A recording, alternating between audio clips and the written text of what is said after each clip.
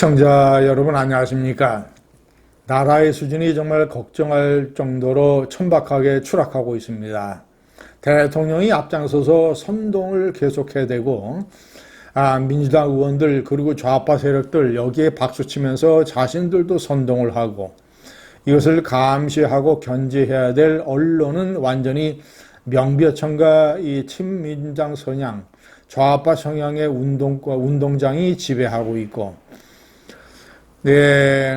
야당의 목소리는 야당이 목이 쉬어라 얘기를 하고 있지만 그 목소리는 전체적인 영향력에서 많이 줄어들고 이 나라가 진실과 사실 이런 것을 토대로 해서 굴러가야 하는 나라가 선동과 거짓 또 이런 것에 연결돼서 자신의 이익을 챙기려고 하는 이런 꼼수 비겁한 세력들이 지배 세력이 되는 이런 지경에 이르고 있습니다. 이재명 대통령이 어제 국무회의에서 이 검사들을 전체적으로 매도한 것을 대단히 충격적입니다. 시청자 여러분, 대통령은 이 검사들이 별로 혐의가 없는 것을 억울한 사람을 기소하거나 그리고 이제 무죄를 받아도 자신들이 면책을 하기 위해서 면피를 하기 위해서 검사 이 상소와 상고를 무리하게 해서 국민들을 고통받게 한다라고 주장을 하고 매도를 했습니다. 전체 검사 2,300명의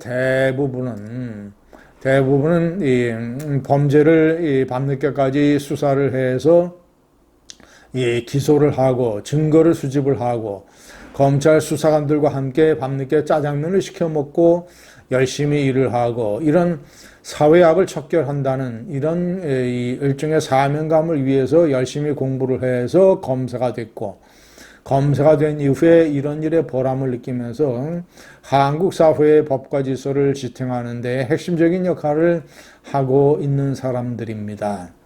일부 정치 검사가 여러 가지 정치적 개인적인 이유, 이해관계 이런 걸로 인해서 본분을 그르친 사례가 역대 정권마다 다 있었습니다. 그러나 이런 일부 정치 검찰의 행태를 일종의 기인해서 전체 검사들을 매도해서는 안 됩니다. 이것이야말로 교각살우, 뿔을 고치려다 소를 죽이는 이런 가장 큰 어리석음인 것입니다. 대통령이 국민들 앞에서 이렇게 얘기할 때는 사례와 통계를 정확하게 대야 됩니다. 예를 들어서 구체적으로 자기 대장동이나 백현동이나 성남FC나 또는 선거법 거짓말이나 대북 송금이나 이러이러한 사례들에서 어떠하게 내가 억울하고 어떻게 무죄인데 내가 기소됐다라고 설명을 하거나 아니면 다른 중요한 사건, 국민들이 알만한 사건에서 그런 사례를 들거나 아니면 통계에서 전체 기소된 사건 중에서 1심, 2심, 3심에 무죄 판결이 나온 이 통계가 몇 %이며 이런 것들을 국민들에게 제시를 해야 국민들이 납득을 할 수 있을 것입니다. 검사가 무죄를 받은 다음에 항소나 상고를 하는 데는 나름대로 이유가 있습니다. 왜냐? 형사사건의 대부분들은 피해자가 있습니다. 그들은 가해자가 만약에 무죄를 받게 되면 검찰이 항소나 상고를 해서 다시 다퉈주기를, 왜냐하면 피해가 발생을 했었으니까 를 간절히 바라고 있는 것입니다. 그런데도 검찰이 항소나 상고를 하지 않으면 직무유기가 되는 것입니다.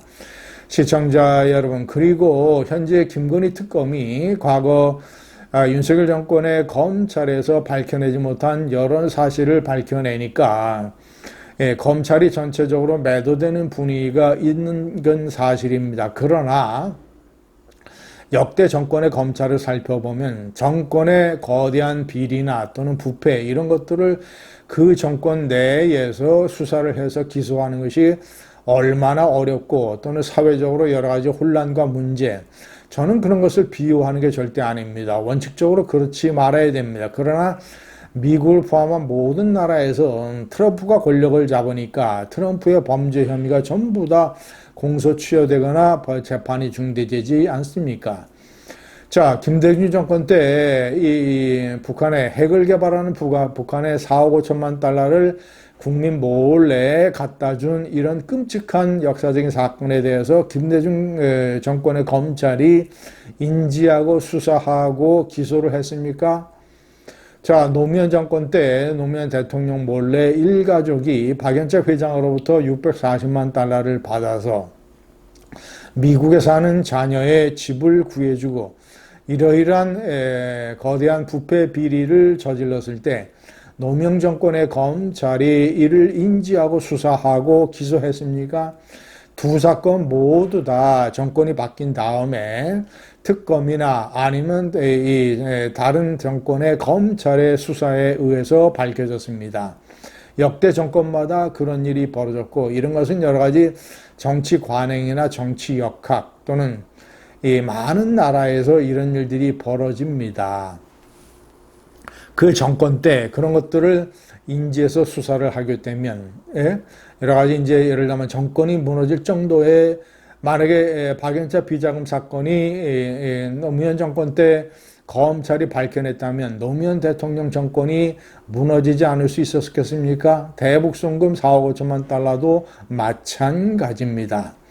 이러이러한 것들, 이런 것들은 그런 것들은 나름대로 역사적으로 또 비판하고 고쳐나가야 될 일이지만 그렇다고 해서 검찰 전체를 매도해서는 밤늦게까지 수사를 하는 그들의 어떤 정성과 사명의식에 대한 일종의 모욕입니다.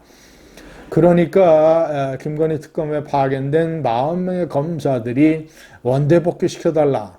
앞으로 검찰을 해체할 거면 지금 남아있는 미제 민생 사건이라도 다 열심히 수사를 해서 처리하겠다라고 반기를 들고 나오는 것 아니겠습니까?